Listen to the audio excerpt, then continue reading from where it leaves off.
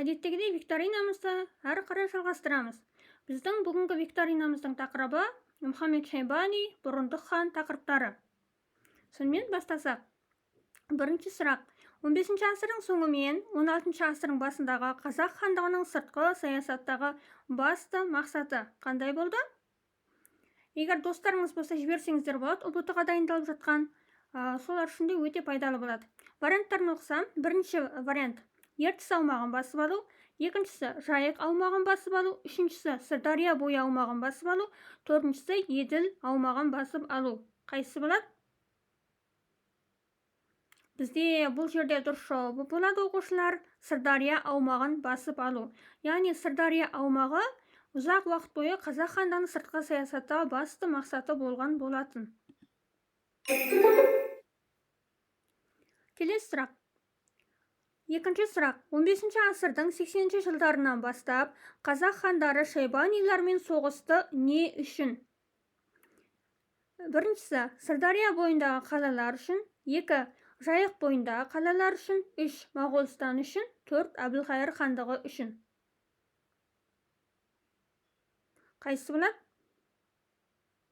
Дұрыс жауап, қазір мен дұрыс жауабын айтамын. Егер дұрыс жауап берген болсаңыздар, лайк басып отырыңыздар. Кішкене білдіріп дегенде ғой. Мына жақта достарын шақырып атқандар бар екен, жарайсыздар, молодец. Бұл жерде дұрыс жауап болады, Сырдария бойындағы қалалар үшін. Үшінші сұрақ. Қазақ хандығы Сырдария бойындағы қалалар үшін соғысты, кімдермен соғысты?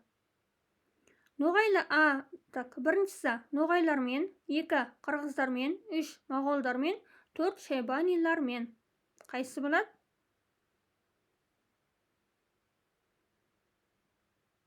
Бұл жерде дұрыс жауап болады, бізде шайбанилармен соғысқан болатын.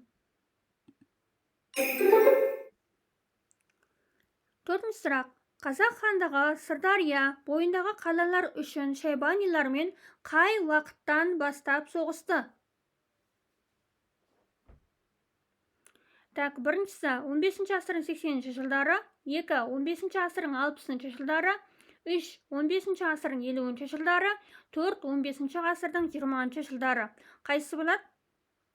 Енді мына жерде төрт деген оқушылар, қараңыздар, 15 ғасырдың 20 жылдарында бізде Әбілқайыр мемлекеті құрылып жатқан болады. Яғни 1428-1468-де бізде Әбілқайыр Шайбани билік құрды. Демек, бұл вариант емес.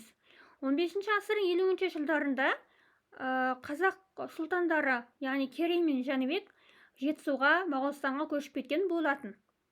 Біздегі сұрақ Сырдария бойында қалалар үшін соғысты, яғни ол уақытта осы қазақ хандығы құрылды деген сөз. Ал 15 ғасырдың 60 жылдарында қазақ хандығының негізі қаланған болатын. Демек, бұл жерде дұрыс жауап болады бізде 15 ғасырдың 80 жылдары. 15 ғасырдың 80 жылдары деп айтқан оқушылар, жарайсыздар. Кетті, келесі. Мұхаммед Шайбани Сырдарияға жорықты бастады. Қашан? Варианттар. Біріншісі 15 ғасырдың 20 жылдары, екі 15 ғасырдың 60 жылдары, үш 15 ғасырдың 50 жылдары, төрт 15 ғасырдың 70 жылдары. Сырдарияға жорықты бастады. Бір сияқты дегені қараңыздар, 15 ғасырдың 20 жылдары, жаңа жоғарыда айттым, ол Әбілқайыр Шайбанидің мемлекеті құрылған уақыт. Яғни 15 ғасырдың 20 жылдары емес. Сонда қайсысы болады? Әрине 15 ғасырдың 70 жылдары. Келесі. Мұхаммед Шайбани Сығанақты басып алды. Қашан? Тура жаңа варианттар. Сығанақты басып алды. Енді ойлаңыздар, демек Мұхаммед Шайбани жаңаға Сырдария жорықты бастады деп айттық қой. Тура сол уақытта, демек Сырдария жорыққа сол қаланы басып алып бастағанда, сіздерге подсказка. Сонда қайсысы болады? Әрине 15 ғасырдың 70 жылдары. 15 ғасырдың 70 жылдары деп айтқан оқушылар, жарайсыздар. Сіздер үшін лайк. Келесі. 15 ғасырдың 70 жылдарында Сығанақты басып алған Мұхаммед Шайбани әскерін талқандады кім? Біріншісі Керей хан, екіншісі Бұрындық, 3 Жәнібек, 4 Қасым. 15 ғасырдың 70 жылдарында Сығанақты басып алған Мұхаммед Шайбани әскерін талқандады кім? Қайсысы болады бұл жерде?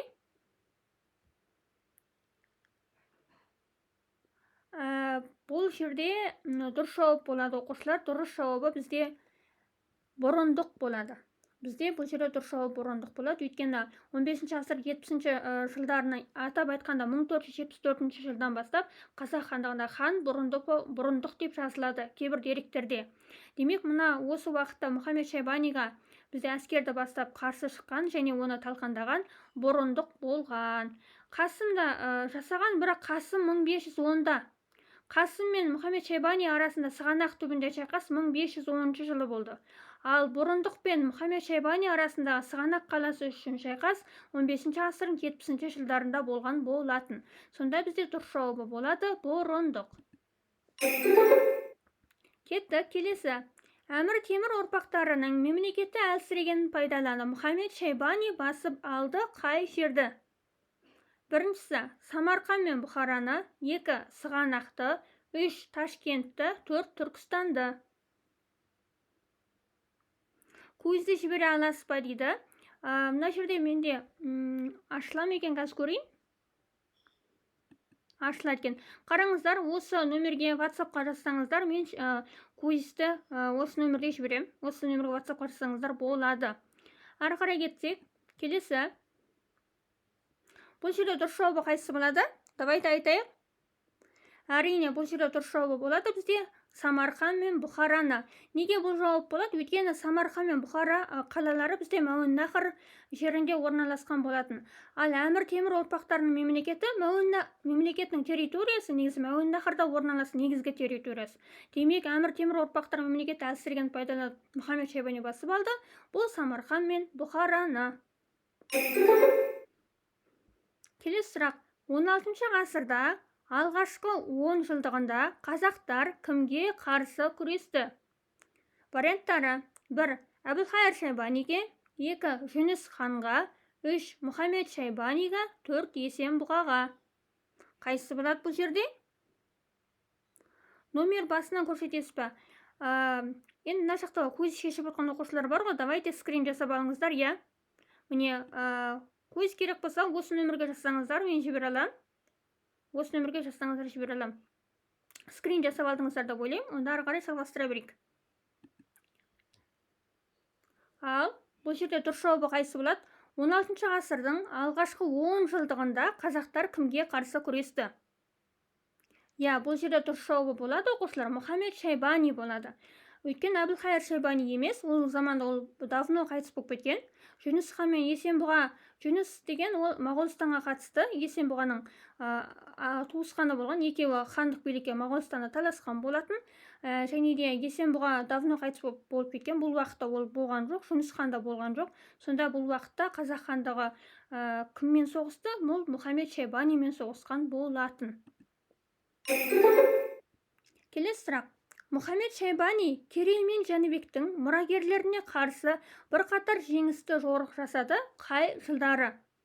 1 1474-1511, 2 1428-1468, 3 1469-1470, 4 1509-1510. Қайсы болады бұл жерде? Я, жарайсыздар, уже не андай цифрмен жазып жатсыздар, жарайсыздар. Я. Сонда бұл жерде дұрыс жауабы болады бізде, оқушылар. 1509-1510 жылдарында. Ары қарай кетсек, келесі сұрақ. Мұхаммед Шайбанидің қазақтарға қарсы соңғы жорығы болды қай жылы? 1510, 1 2 1465, 3 1474, 4 1468. Мұхаммед Шайбанидің қазақтарға қарсы соңғы жорығы болды. Енді мына жерде тарихты жақсы білетін оқушылар уже варианттарын біліп тұр деп ойлаймын. Өйткені 1468-де бізде Әбілхайыр Шайбани қайтыс болған болатын. 1474-те Бұрындық хан тағына отырды. 1465-те Қазақ хандығы құрылды. Демек, сонда қайсы болады? Бұл жерде дұрыс жауабы 1510 болады. 1510 деп айтқан оқушылар жарайсыздар.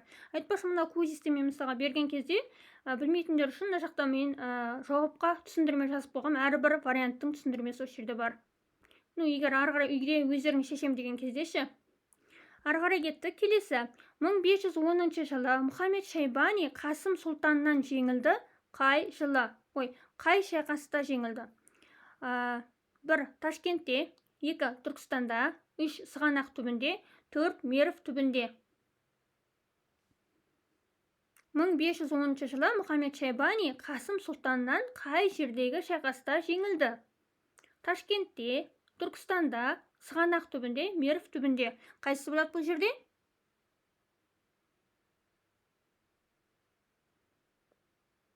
Давайте айтамыз, қайсысы болады? Бұл жерде оқушылар Ташкент пен Түркістан деген жай ғана сіздерді шатастыру үшін жазылған вариант. Демек ол емес. Енді екі вариант қалды. Бізде Мерв түбінде Мұхаммед Шайбани шайқасты, бірақ Иран шахы Исмаилмен шайқасқан болатын. Демек, бұл жерде Мұхаммед Шайбани Қасым сұлтаннан жеңілді. Сығанақ түбінде 1510 жылы болды. Кеттік. Келесі. Мұхаммед Шайбани Қасым сұлтаннан қай шайқаста жеңілді? Жаңа мен айттым, енді шатаспай жауап бересіздер деп ойлаймын. Бұл жерде сіздердің естеріңізде қалу үшін бір сұрақты айналдырып сұрап жатырмын да. Өйткені сіздер тек бір рет қана шешсеңіздер, естеріңізде қалмай қалуы мүмкін ғой. Сондықтан қайталау білімнің анасы дегендей, әдейі айналдырып кеп сұрап жатырмын. Сонымен Мұхаммед Шайбани Қасым сұлтаннан қай шайқаста жеңілді? Бұхара, Самарқан қалалар үшін шайқас деген вариант берілген. Бұл жерде бұл Әмір Темір мемлекеті әлсірегеннен кейін солардың территориясын басып алған кездегі шайқас. Бұл кезде Мұхаммед Шайбани жеңді, яғни Әмір Темір мемлекет ұрпақтарының мемлекетін жеңді. 1457 Сығанақ түбінде бізде Әбілхайыр Шайбани ойраттардан жеңілген болатын. Ал 1510 жыл Мерв түбінде шайқаста Мұхаммед Шайбани Иран шахы Исмаилдан жеңілді. Сонда бұл жерде дұрыс жауап болады 1510 жылы Сығанақ түбіндегі шайқаста. Кеттік. Келесі 14-ші сұрақ. Мұхаммед Шайбани қаза тапты қай шайқаста? Ал қай шайқаста қаза тапты екен? Мұхаммед Шайбани қай шайқаста қаза тапты? Айтпақшы оқушылар, егер ұнап жатса, кішкене лайк басып қолдау жіберіңдер. Маған да приятно болады негізі. Ұнайды ғой? Қай шайқаста? Давайте айтып жіберейік. Бір жағынан күшті болып тұр. Как раз тәуелсіздік мерекесі. Тәуелсіздік мерекесімен барлықтарыңызды құттықтаймын. Тәуелсіздік мерекесі уақытында тура Қазақ хандығындағы бір дәуірлеген, Қазақ хандығының күшті бір енді құрылып жатқан кезде күшті уақыттарының бірі ғой. Тәуелсіздік мерекесімен Қазақ хандығының құрылған уақытын талдап жатыр. Прям бір случайно бірақ күшті моментке сәйкес келіп қалды. Лайк басқан оқушылар, рахмет. Так, ары қарай Мұхаммед Шайбани қаза тапты. Бізде 1510 жылы Мерв түбіндегі шайқаста қаза тапқан болатын. Яғни Иран шахы Исмаилмен шайқасып, сол шайқаста Мұхаммед Шайбани қаза тапты. Мына жерде айтпақшы оқушылар, егер мына квизисті үйлеріңізде ары қарай өздеріңіз шешкен жағдайда, мына жақта әрбір варианттың түсіндірмесі жазылып тұр. Чтобы сіздерге ұмытқан жағдайда естеріне түсірсін деп жазып қойғам, дайындап. Кеттік. Келесі 1510 жылы Сығанақ түбіндегі шайқаста Мұхаммед Шайбани әскерін жеңді. Кім? Жаңаға сіздерден сұрап кеткем. Бұны шатаспай жауап бересіздер деп ойлаймын. Бірақ енді жаңадан қосылған оқушылар үшін варианттарын талдай кететін болсақ, Шах Исмаилмен шайқас 1510 жылы Мерв түбінде болған. Бұл шайқаста Мұхаммед Шайбани жеңілді. Және жеңіліп қаза тапқан болатын. Сосын Керей хан мен Мұхаммед Шайбани арасында сол шайқас болған жоқ. Яғни Қазақ хандығымен болды, бірақ керей хан мен мұхаммед шайбани екеуі шайқасқан жоқ. Қасым мен мұхаммед шайбанидің арасында болды. Және Қасым мен бұрындықтың арасында шайқас болды. Қазақ хандығын айтқан кезде. Сонымен бұрындық хан мен мұхаммед шайбани арасында шайқас бізде 15-ші ғасырдың 70-ші жылдарында болған болатын. Бұл шайқаста бұрындық хан жеңген. Сонда Қасым хан мен, яғни Қасым хан ол кезде әлі хан емес сұлтан болып жүрген кезде, Қасым сұлтан мен мұхаммед шайбани арасында шайқас 1510 жылы Сығанақ түбінде болды. Бұл шайқаста Қасым сұлтан жеңді. Кетті. Келесі сұрақ. 16-шы сұрақ. Бұрындық хан билік етті қай жылдары? Бұрындық хан қай жылдары билік етті?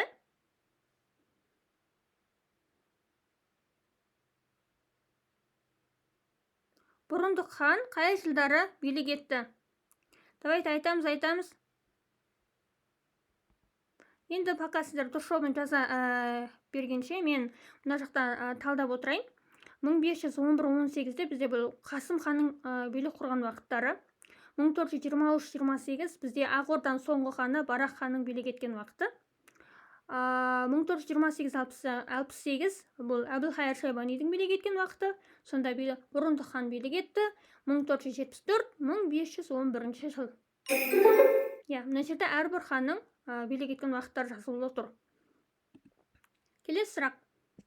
Бұрындық, яғни бұрындық дегеніміз кім? Давайте варианттары: 1. Әмір Темірдің немересі, 2. Жәнібектің ұлы, 3. Керей ханның үлкен ұлы, 4. Әбілхайыр Шайбанидің немересі. Пока сіздер дұрыс жауабын айтқанша, мен варианттарды талдай берейін. Қараңыздар, мынау 1, 2, 3, 4. Енді цифрмен жаза бересіздер ғой. Бізде Әмір Темірдің немересінің аты Ұлықбек, Жәнібектің ұлының аты Қасым, Әбілхайыр Шайбанидің немересі Мұхаммед Шайбани.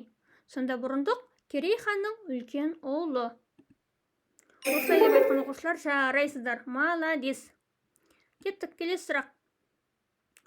Деректерде 15-ші ғасырдың 70-ші жылдарынан бастап қазақ хандығына билік құрды кім?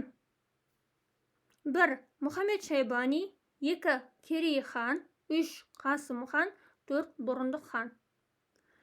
Енді сіздер мына жерде өздеріңіз де біліп отқан шығарсыздар. Мұхаммед Шайбани бізде қазақ хандығын мүлдем басқарған жоқ. Керісінше ол қазақ хандығының жауы болды, иә? Демек, бұл вариант емес, жай сіздерді шатастыру үшін жазылған вариант бұл, иә? Келесі Керей хан. Керей хан қазақ хандығына тұңғыш хан, қазақ хандығының ең алғашқы ханы. Ол 1465-те хан тағына отырады, иә? Бірақ бұл жерде 15-70 жылдарынан бастап емес, ол 1465-те отырған болатын. Одан кейін келесі сұрақта бізде Қасым хан. Қасым хан бізде 1511-де хан тағына нақты отырды ғой, 1511-18-де. Бізден сұрап тұр 15-ші ғасырдың 70-ші жылдары. Демек, бұл жерде дұрыс жауабы болады Бұрындық хан. Бұрындық деген оқушылар жарайсыздар. Кеттік, келесі сұрақ. Тарихшылар қазақ хандығының қалыптасу кезеңіндегі ең мықты мемлекет басшысы ретінде сипаттайды кімді? 1. Мұхаммед Шайбани, 2. Керей хан, 3. Жәнібек, 4. Бұрындық хан. Куиз бересіз ба дейді. Куиз алғым келсе, осы нөмірге WhatsApp-қа жазамыз. Мен сіздерге осы стрим аяқтағаннан кейін жауап беремін. Ал қайсы болады бұл жерде дұрыс жауабы? Айтамыз. Көптеріңіз дұрыс тауып жатыр екенсіздер, жарайсыздар. Мен ойлаған бұл сұрақтан көптеріңіз бәлкім қателесе ме деп ойлаған, бірақ көптеріңіз дұрыс жауап беріп жатыр екенсіздер. Енді бұл жерде қарастыратын болсақ, қараңыздар, бізде көбінесе қазақ хандығының қалыптасу кезеңіндегі деп тұр ғой. Жәнібек бізде хан тағына негізі Жәнібек ханды Қазақстан тарихы ұлттық бұрынғы ұтуы бекіткен кітапта Жәнібекті хан ретінде көрсетпейді. Сол себепті Жәнібекті біз хан деп қарастырмаймыз. Өйткені ұлттық тестілеу орта бекіткен кітап бойынша оқимыз және дайындаламыз, иә? Демек, ол жерде хан болды деп нақты айтылмайды. Сондықтан Жәнібекке біз онша тоқталмаймыз, ойлаймыз. Мұхаммед Шайбани қазақ хандығының жауы болды. Ол хан болған жоқ. Енді екеуі ғана қалды. Керей ма, Бұрындық па? бізде керей хан туралы ақпараттар аз, тек қана оның хан болғанда ғана айтылады. Демек бізде бұл жерде дұрыс жауап болады бұрындық. Яғни бұрындық ханды көп тарихшылар мақтаған, және сол мақтаған кезде қазақ хандығының қалыптасу кезеңінде ең мықты хан деп айтқан болатын. Тарихшылар, кітапта сіздерге тарихшылар деп береді.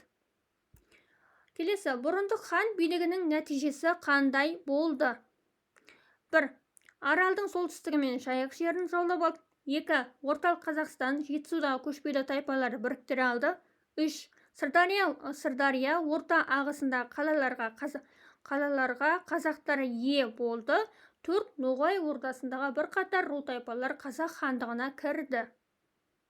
Ал қайсысы болады екен? Бұрындық хан билігінің нәтижесі қандай болды? Сіздерге подсказка, бұл қазақ хандығы енді қалыптасып жатқан уақыт. Енді қалыптасып жатса, ол Ноғай ордасына әлі қарай алмайды, ол өзі енді ғана қалыптасып жатқан мемлекет қой. Енді сіздер пока дұрыс жауабын айтқанша, мен әрбір вариантты алдасам. 1, 2, 3, 4. 4-тен бастасақ. Ноғай ордасына бірқатар ру тайпалар қазақ хандығына кірді. Иә, кірді, бірақ бұл жерде бұл какта Қасым ханның кезінде болды бұл. Қасым ханның кезінде Ноғай ордасына бірқатар ру тайпалар қазақ хандығына кірген болатын. Бұл Қасым ханның кезінде болды. Сосын Сырдария орта ағысына қалаларға қазақтар ие болды. Иә, бұрындық ханның кезінде Сырдария қалалары үшін соғыс болды әрине, бірақ ол кезде оның нәтижесі әлі белгісіз еді. Соғыс әлі жалғасып жатқан болатын. Демек, бұл вариант емес.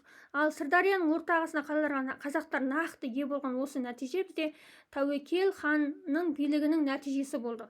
Тәуекел ханның билігінің нәтижесі 200 жыл бойы қазақтар Сырдария қалалары үшін жаңағы шайбанилықтармен соғысады. Сол соғыстың нәтижесі нүктесін Тәуекел хан қойған болатын. Тәуекел ханның билігінің нәтижесі Сырдарияның орта ағысына қалаларға қазақтар ие болған. Аралдың солтүстігі мен Жайық жері. Аралдың солтүстігі мен Жайық жерін бізде бұл Хақназар ханның билігі кезінде болды. Бұл Хақназар хан қазақ хандығына Аралдың солтүстігі мен Жайық жерін қосқан болатын. Сонда бізде дұрыс жауабы болады. Бұрындық хан билігінің нәтижесі орталық Қазақстан Жетісудағы көшпелі тайпалар біріктіре алды. 2 деп айтқан оқушылар жарайсыздар. Кеттік. Мына жерде әрбір варианттың талдамасы тұр. Келесі сұрақ. Бұрындық ханды тарихшылар не деп сипаттаған? 1. Ең әлсіз мемлекет билеушісі. 2. Ең мықты мемлекет билеушісі. 3. Жошы ханнан кейін ешкім жете алмаған қуатты әміршіге айналды. 4. Ол табиғатынан мейірімсіз қатал адам болатын. Ал қалай ойлайсыздар, не деп сипаттаған? Жауап береміз.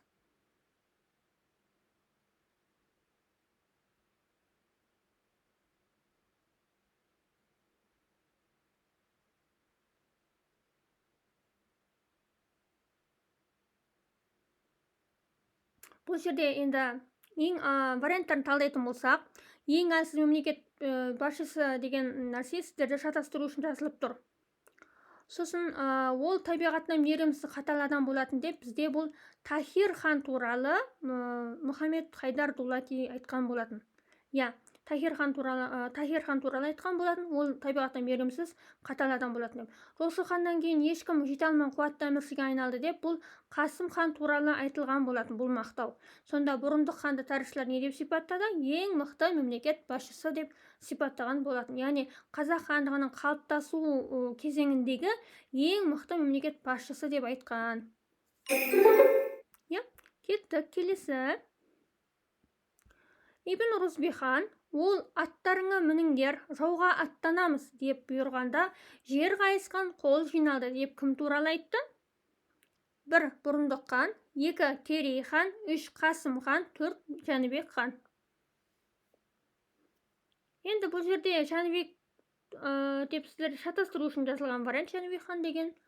Керей қазақ ханның алғашқы ханы болды, бірақ Керей ханның туралы бізде кітапта ақпараттар көп айтылмайды. Ол тек қана ең алғашқы хан екендігі ғана айтылады. Сонда бізде бұрындық па, Қасым ба? Иә, бізде бұл жерде дұрыс жауабы болады. Бізде бұрындық ханды айтқан болатын. Яғни Ибн Рузби хан бұрындық ханды мақтаған болатын. Келесі сұрақ. Бұрындық хан қанша уақыт билік құрды? 1. 42 жыл, 2. 7 жыл, 3. 40 жыл, 4. 30 жылдан астам.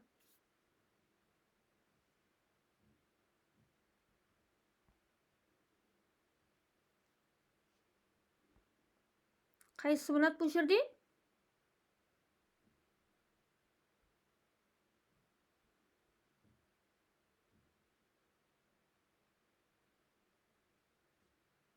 Ал бұл жерде енді әрбір вариант өзім талдап кететін болсам, жалпы 42 жыл бізде Хақназар хан билік құрған болатын, яғни 1538-ден 1580-ге дейін бізде 42 жыл Хақназар хан билік құрды. Бұл вариант емес. 7 жыл 1511-1518 жылдары бізде 7 жыл билік құрған, бұл Қасым хан. Бізден сұрапты бұрындықты. 40 жыл бізде Әбілқайыр Шайбани билік құрған, яғни 1428-1468-де Әбілқайыр Шайбани 40 жыл билік құрған. Ал мына жерде дұрыс жауабы 30 жылдан астам, яғни 1474-1511. 30 жылдан астам уақыт бойы бізде бұрындық хан билік құрды. Бұрындық хан деген оқушылар, жарайсыздар, молодец, жарайсыздар. 30 жылдан астам. Кетті, келесі. 30 жылдан астам уақыт бойы билік етіп, билікті өмірінің соңына дейін ұстап тұра алмаған билеуші кім? 1. Хақназар, 2. Бұрындық, 3. Шығай, 4. Тәуекел. Қайсысы болады бұл жерде? Оқушылар 9,6, примерно 9600 лайк болыпты ғой. Давайте 10.000-ға жеткізіп тастаңдаршы. 10.000 лайк болып рекорд болсын. 9800 болып кетті. 10.000-ға жетті, рахмет. Қуанып кеткенсің ғой. Мәсәлән, 10.000-ға жетіп кетті. Біржан өзім шок болып қалдым енді. Прям былай тез жетеді деп ойлаған жоқпын. Сонымен жауабын айтсақ, 30 жылдан астам уақыт бойы билік етіп, билікті өмірінің соңына дейін ұстап тұра алмаған билеуші бізде Хақназар Даканса отырды, оқушылар. Хақназар Даканса отырған сонша ол Баба Сұлтанның қолынан қаза тапқан болатын. Баба Сұлтанның адамдарының қолынан қаза тапты. Хақназар 1580-де, Шығай хан 1582-де, яғни өзі 80 жаста отырып, яғни 82 жасында өз өлімімен қайтыс болды бұл. Тәуекел хан, Тәуекел хан да сол жорықтарда қайтыс болған болатын ол кісіде. Сонда бізде бұл жерде билікті өмірінің соңына дейін ұстап тұра алмаған, яғни тірі кезде билікті тастап кетіп қалған, бұл бізде бұрындық хан болды. Бұл жерде бұрындық хан болды. Келесі сұрақ. Бұрындық хан өзіне жақын топпен бірге кетіп қалды қайда? 1. Сығанаққа, 2. Бұхараға, 3. Самарқанға, 4. Алмалыққа. Яғни жаңа өткен сұраққа оралсақ, 30 жылдан астам уақытта билік құрып, бірақ билікті өмірінің соңына дейін ұстап тұра алмады деген ол бұрындық хан болды. Өйткені бұрындық хан билік құрған уақытында, бәрі бастап уақыт оны мақтады ғой. Қазақ халқының қалыптасу кезеңінде ең мықты билеуші, сөйтіп мақтады ғой. Бірақ оның өмірінің соңына қарай қазақ хандығына Қасым ханның авторитеті, Қасым ханның влияниясы өте жоғары болып кетеді. Сонымен бұрындық ханның хан деген аты ғана қалады, ал шын мәнінде бүкіл биліктің бәрі Қасым ханның қолында болған болатын. Сол себепті де бұған бұрындық хан сол себепті де басқа жаққа билікті Қасым ханға тастап, өзі басқа жаққа қоныс аударып кеткен болатын.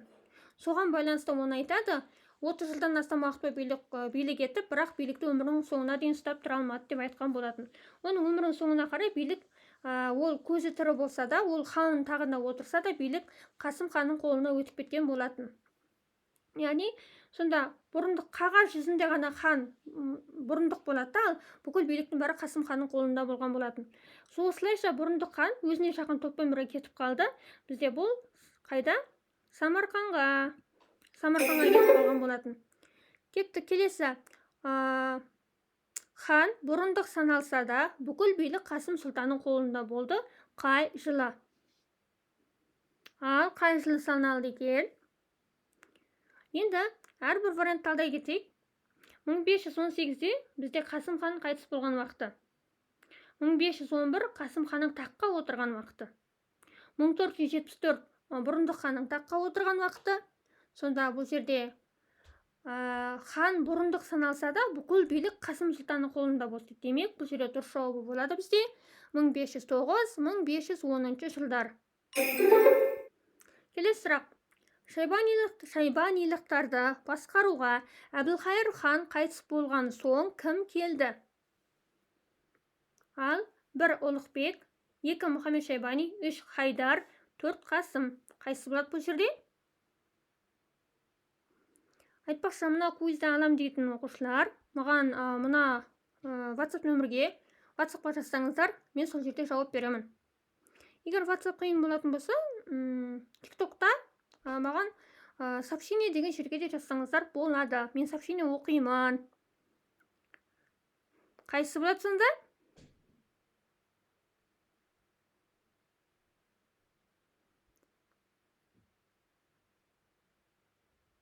Аха. Бұл жерде Шайбанилар басқаруға Әбілқайыр хан қайтыс болған соң кім келді? Бізде Ұлықбек бұл Әмір Темірдің немересі болды. Яғни Ұлықбек бұл Әмір Темір әулетін басқарған адам. Бұл Шайбаниларды емес. Қасым деген, яғни Қазақ хандығын басқарды ғой, Қасым сұлтан. Хайдар деген тоже Шайбанилықтардың әулетіндегі адам. Бұл кісі де сол кісі адам болды, бірақ ол басқарған жоқ, өйткені Хайдар Қазақ хандығымен соғыста қаза тапқан болатын. Енді бұл жерде киносында солай береді. Бұл жерде Шайбанилықтан басқа Әбілқайыр хан қайтыс болған соң кім келді? Бізде Мұхаммед келеді. Мұхаммед Шайбани бұл Әбілқайыр Шайбани немересі болады. Ол кішкентай кезінен, жас кезінен прям мен хан болам, хан тағына отырам деп жүреді. Және осы билікті ары қарай жалғастырған болатын. Келесі сұрақ.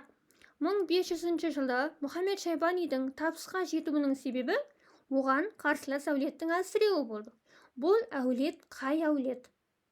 1 Шағатай әулеті, 2 Әмір Темір ұрпақтар әулеті, 3 Жошы әулеті, 4 Әмір Поладшы әулеті. Ал қалай ойлайсыздар?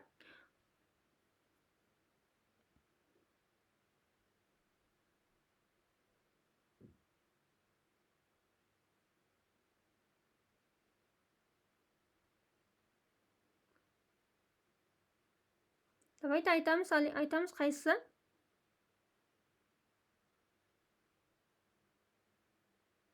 Ұлықбек Тоқтамыспен шайқасы Куликов дейтін беді апай дейді. Куликова даласында Дмитрий Донский мен Алтын Орданың билеушісі Мамайдың арасында шайқас болады. Бұл шайқаста Мамай жеңіледі, Дмитрий Донский жеңеді. Сен Дмитрий Донский мен Алтын Орданың сол кезде билеуші Мамайдың арасында Куликова даласында өткен шайқасты шатастырып тұрсың. Тоқтамыс пен Әмір Темірдің арасында шайқас болады 1391-1395 жылдары. Именно 1395 жылы Тоқтамыс пен Әмір Темірдің арасында соңғы шайқас Алтын Орданың жалпы кереу жолына түсуіне жол ашқан болатын. Ұлықбекпен бізде Ақ Орданың ханы Барақ ханның арасында шайқас болады. Бұл шайқас 1425 жылы болады. Бұл шайқаста Ұлықбек жеңіледі. Сәйкесінше Ақ Орданың ханы Барақ хан сол кезде өзіне Ақ Ордаға тиесілі Сығанақ, тағы да басқа бір қалаларды Сырдария бойындағы өзіне қайтарып алған болатын. Сен бұлай жасадың ғой? Ұлықбек пен Тоқтамыспен шайқас Куликова дейтін беді апай депші. Ұлықбектен Әмір Темірдің немересі.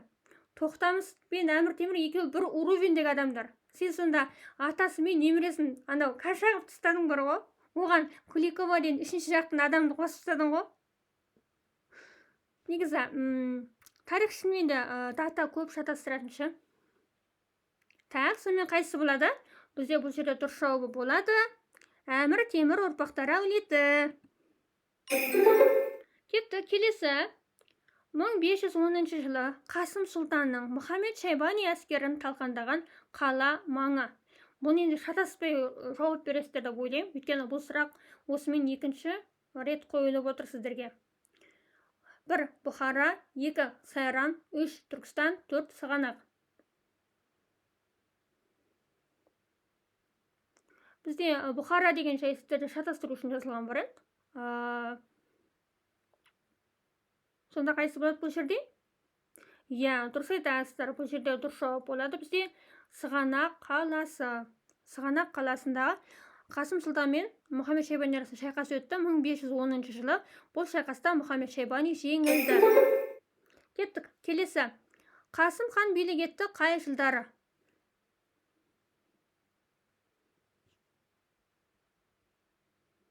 Қасым хан қай жылдары билік етті?